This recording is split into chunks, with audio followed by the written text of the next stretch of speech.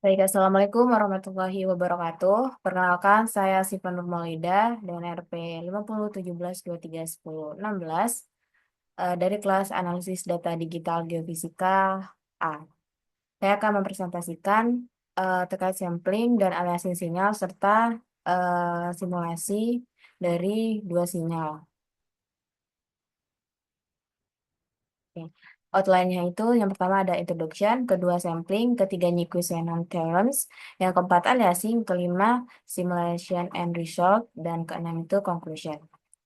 Baik, pendahuluannya, sinyal itu apa sih? Sinyal itu adalah suatu fungsi yang menyatakan variasi suatu besaran fisik terhadap waktu dan ruang yang membawa informasi. Terus kenapa kita harus belajar sinyal dan analisis sinyal ini? Karena di geofisika ini data-data yang diperoleh dari berbagai metode itu bentuknya itu berupa sinyal. Nah, sinyal itu membawakan informasi serta informasi yang cukup kompleks serta ada beberapa bahkan informasi yang ada itu memiliki noise di dalamnya.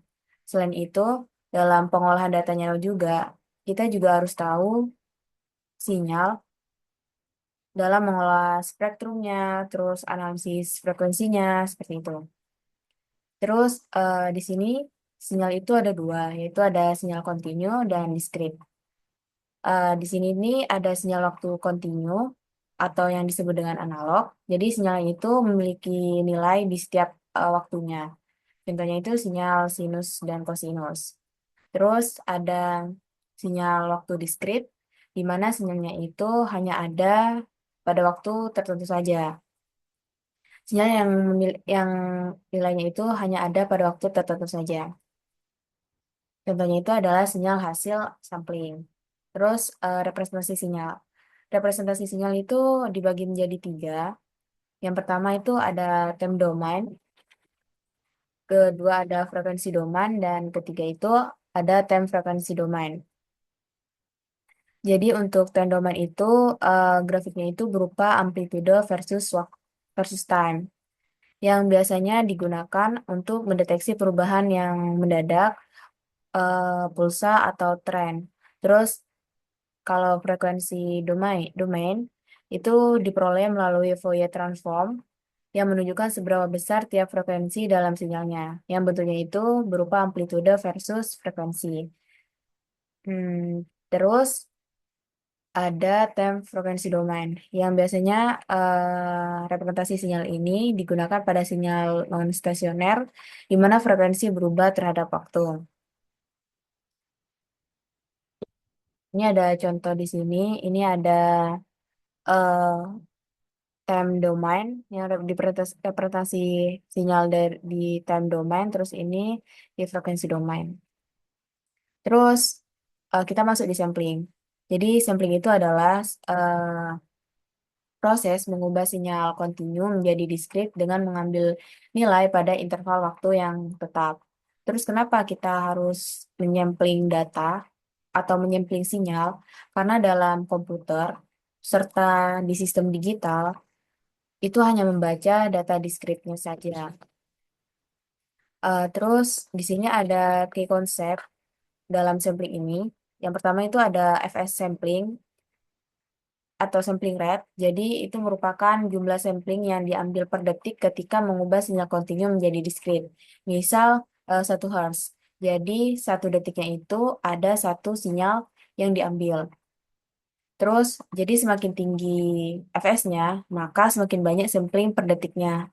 Dan informasi yang didapat itu semakin akurat. Sebaliknya, semakin rendah nilai fs-nya, maka semakin sedikit sampling per detiknya dan berisiko aliasing. Jadi, kalau kita ngebandingin antara fs yang 1000 Hz sama yang 1 Hz, itu lebih akurat 1000 Hz karena pada saat 1 detik dia menyampling sebanyak 1000 sampel dibandingkan dengan yang 1 Hz 1 detiknya itu hanya menyampling satu sampel saja.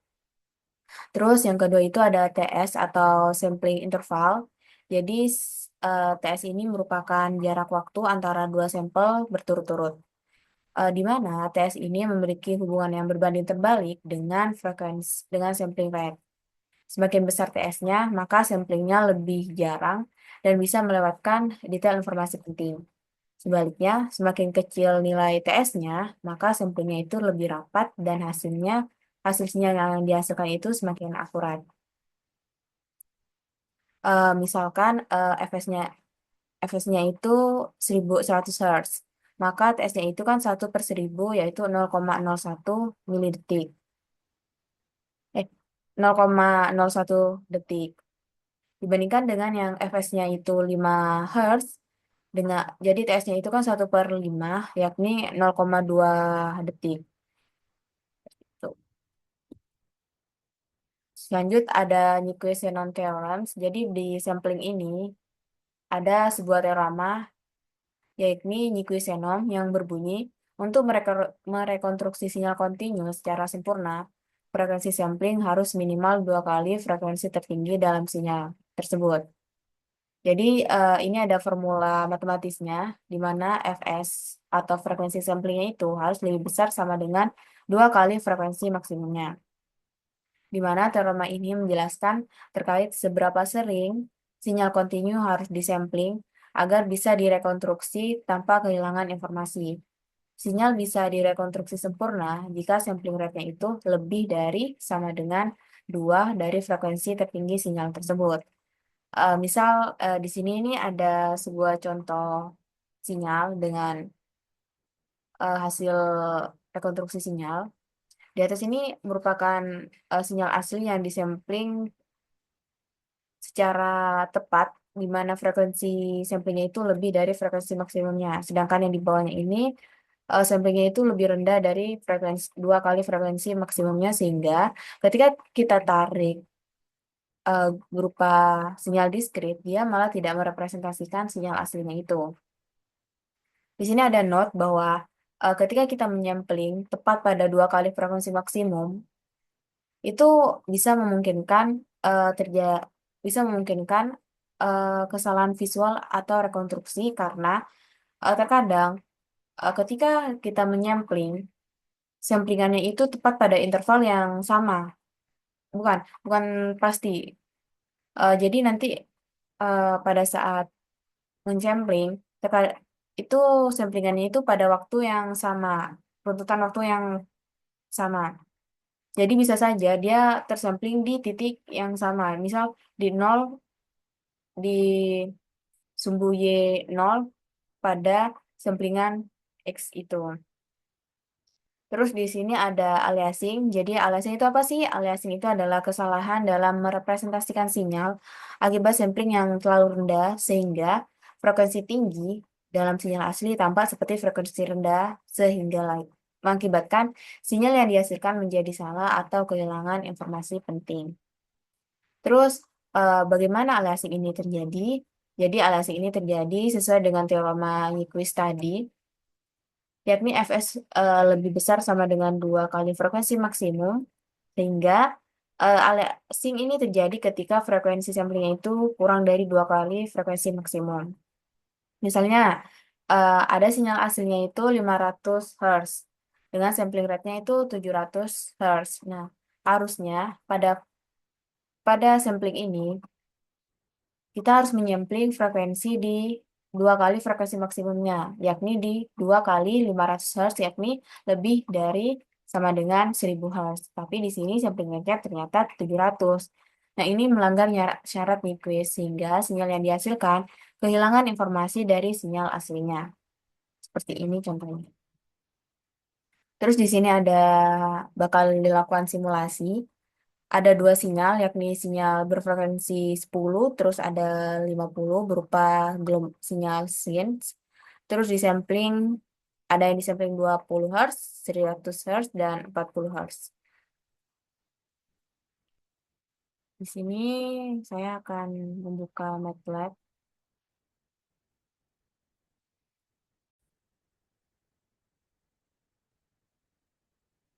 Baik, sebelumnya ini saya sudah membuat script dari dua sinyal yang ada, simulasi 2 sinyal yang ada tersebut.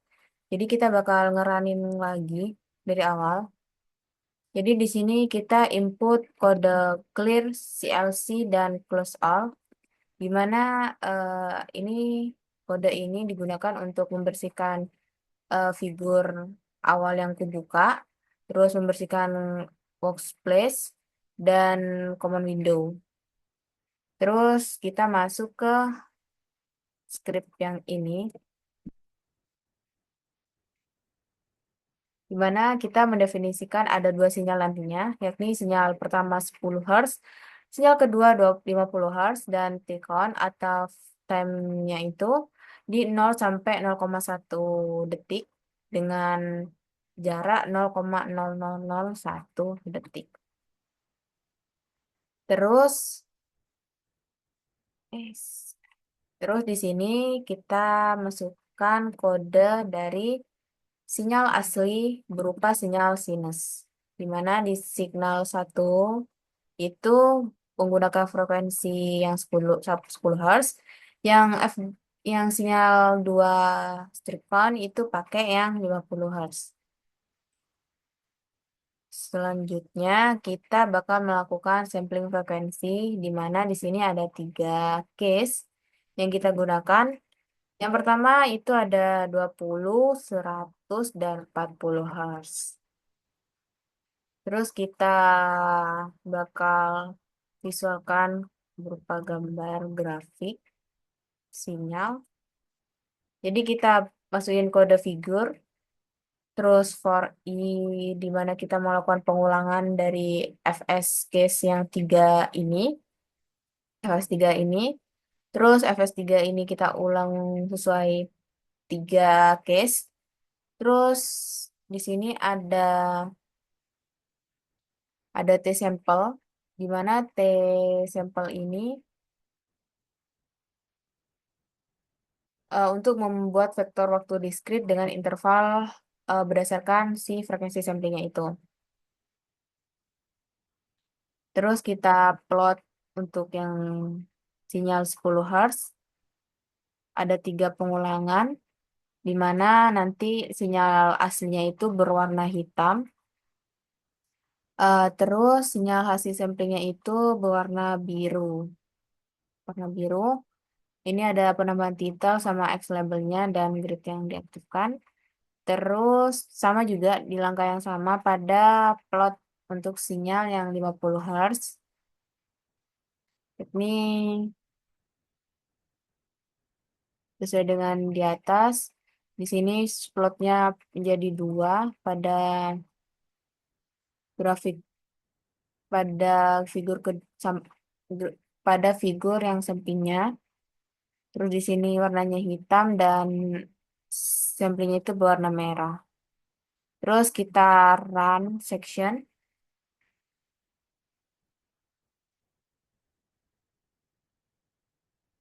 Diperoleh sinyalnya seperti ini. Dimana yang hitam ini sinyal aslinya dan biru dan merah ini hasil samplingnya. Oke, kita balik ke PPT tadi.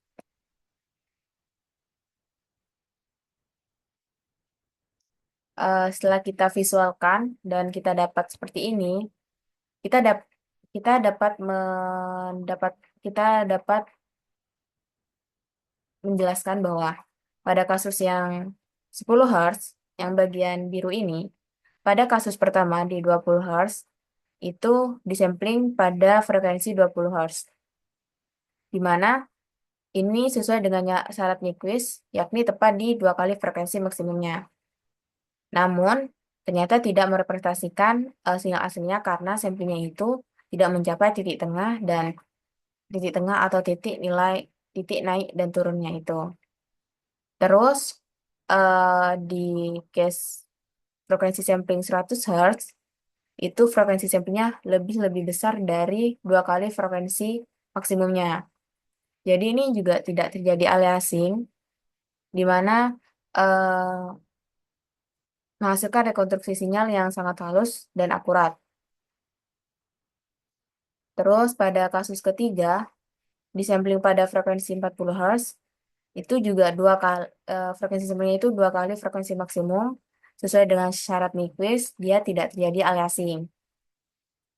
Dibandingkan dengan yang 100 Hz, ini cukup merepresentasikan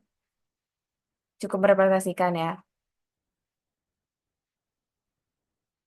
Terus pada sinyal dengan frekuensi 50 Hz, pada case pertama yang 20 Hz ini itu jauh di bawah Nyquist, di mana itu menunjukkan bahwa sinyal samplingannya itu mengalami aliasing, sehingga sinyal 50 Hz-nya itu disalahartikan sebagai frekuensi yang lebih rendah. Jadi ini tidak bisa direkonstruksi menjadi sebuah data sinyal di mana ini tidak merepresentasikan sinyal aslinya. Di mana ini kan cuma di titik sama di titik nol ini. Jadi kita tidak tahu apakah ini bentuknya melengkung ke bawah atau melengkung ke atas atau dalam bentuk lainnya. Terus pada kasus kedua, di mana frekuensi samplingnya itu 100 Hz, sesuai dengan teorema Nyquist, frekuensi samplingnya itu dua kali frekuensi maksimumnya. Ini menunjukkan bahwa sinyal ini tidak mengalami aliasing. Namun, ternyata eh, sinyal aslinya, malah sinyal diskritnya itu tidak merepresentasikan sinyal aslinya karena samplingnya itu tidak mencapai titik tengah atau titik naik dan turun dari sinyal itu. Jadi ini tidak bisa direkonstruksikan bahwa sinyal ini bentuknya apakah dia turun atau naik di posisi apa atau bentuknya bagaimana. Terus pada sampling yang 40 Hz dia di bawah Nyquist. Jadi ini menunjukkan bahwa sinyal ini mengalami aliasing. Meskipun tidak separah dengan kasus yang pertama, tapi sinyal ini juga tampak tidak dapat merepresentasikan sinyal aslinya itu. Jadi dapat disimpulkan beberapa poin dari hasil simulasi ini. Yang pertama itu aliasing terjadi jika frekuensi sampling atau fs-nya itu kurang dari dua kali frekuensi sinyalnya atau 2F. Terus pada sinyal yang 10 Hz itu aman pada semua kasus di atas dengan mempertimbangkan syarat Nyquist itu. Terus pada sinyal yang 50 Hz itu hanya aman jika frekuensi samplingnya itu lebih dari sama dengan 100 Hz. Jika frekuensi samplingnya 20 Hz atau bahkan 40 Hz, sinyal tidak dapat direkonstruksikan dengan akurat dan akan tampak seperti sinyal lain. Terus walaupun frekuensi samplingnya itu sesuai dengan teorema Nyquist, yakni tepat dua kali frekuensi maksimumnya, namun tidak bisa merepresentasikan sinyalnya itu dikarenakan frekuensi sampling itu menyesuaikan jumlah per siklusnya. Jadi direkomendasikan selalu gunakan frekuensi sampling yang lebih dari frekuensi maksimum. Lebih baik jika frekuensi samplingnya itu lebih dari dua kali frekuensi maksimumnya. Untuk memastikan bahwa sinyal yang diubah itu memiliki tingkat akurasi yang sesuai dengan sinyal aslinya dan menghindari aliasing. Terus terakhir ini ada conclusion. Untuk yang pertama, sampling itu adalah proses penting dalam digitasi sinyal, yaitu mengubah sinyal kontinu atau analog menjadi sinyal diskrit dengan mengambil nilai pada interval waktu tertentu. Yang kedua, sampling rate atau fs sangat menentukan kualitas representasi sinyal. Jika fs-nya terlalu rendah, informasi sinyal asli bisa hilang. Terus ketiga, teorema Nyquist-Shannon menyatakan bahwa sinyal dapat direkonstruksi sempurna jika frekuensi samplingnya dua kali frekuensi sinyal tertingginya. Sampling tepat di batas ini masih memiliki resiko visualisasi yang salah. Terus keempat, aliasing adalah fenomena kesalahan representasi sinyal karena sampling rate yang terlalu rendah, di mana frekuensi tinggi tampak seperti frekuensi lebih rendah. Terus kelima, contoh aliasingnya itu jika ada sinyal 500 Hz disampling dengan frekuensi sampling 700 Hz, ini menunjukkan kurang dari frekuensi maksimumnya, menunjukkan kurang dari dua kali frekuensi maksimumnya. Maka informasi penting bisa hilang dan sinyal salah direpresentasikan. Dari simulasi juga menunjukkan bahwa sinyal 10 Hz aman dengan frekuensi sampling berapapun asalkan frekuensi samplingnya itu lebih dari sama dengan 20 Hz. Terus pada sinyal yang 50 Hz aman jika frekuensi samplingnya lebih dari sama dengan 100 Hz. Fs yang lebih besar dari dua kali frekuensi maksimum, sangat disarankan untuk hasil yang akurat dan menghindari aliasing. Sekian penjelasan dari saya. Kurang lebihnya terima kasih dan mohon maaf. Wassalamualaikum warahmatullahi wabarakatuh. Hmm.